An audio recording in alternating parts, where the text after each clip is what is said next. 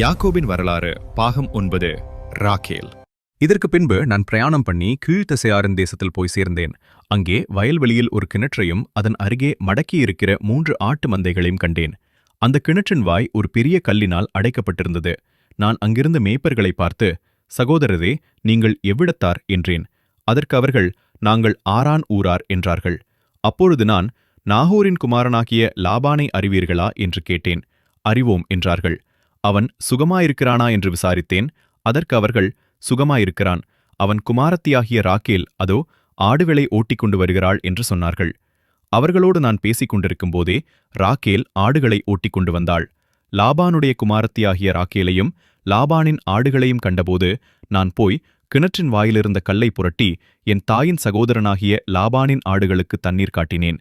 பின்பு நான் ராக்கேலை முத்தஞ்செய்து, நான் அவள் தகப்பனுடைய மருமகன் என்றும் ரெபேக்காளின் குமாரன் என்றும் ராக்கேலுக்கு அறிவித்தேன்.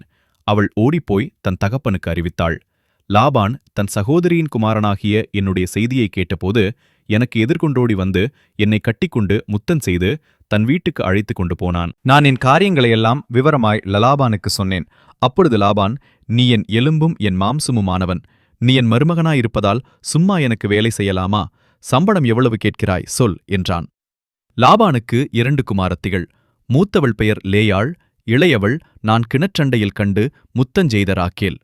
நான் கேட்ட அடையாளங்களின்படி முதலாக கிணற்றண்டையில் நான் பார்த்த பெண் ராக்கேல்.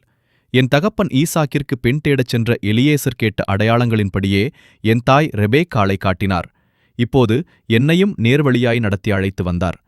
இதன்படி தேவன் எனக்கு முதலில் காட்டின பெண் ராக்கேலே. எனவே நான் என் மாமனை பார்த்து, நான் இளைய குமாரத்தி ராக்கேலுக்காக உம்மிடம் 7 வருடம் வேலை செய்கிறேன் என்றேன். அதற்கு லாபான், நான் அவளை அந்நிய புருஷனுக்கு கொடுக்கிறதை பார்க்கிலும் அவளை உனக்கு கொடுக்கிறது உத்தமம், என்னிடத்தில் தடித்திரு என்றான். அந்தப்படியே நான் ராக்கேலுக்காக 7 வருஷம் வேலை செய்தேன். அவள் பேரில் இருந்த பிரியத்தினாலே அந்த வருஷங்கள் எனக்கு கொஞ்ச நாளாகத் தோன்றினது. எலியேசர் என் தாய் ரெபேக்காளை கிணற்றண்டையில் சந்தித்தது போலவே நான் கிணற்றண்டையில் சந்தித்தது லாபானின் இளைய மகளான ராக்கேலையே.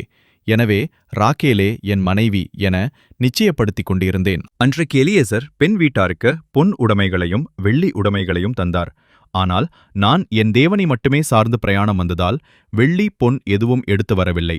இருப்பினும் என் தகப்பனிடமிருந்து இத்தனை வருடங்கள் கற்ற உழைப்பு இருக்கிறதே, அந்த உழைப்பை கொடுத்தேன். ராகேலை விட ரூபவதியான பெண்ணை என் முன்னால் நிறுத்தியிருந்தாலும்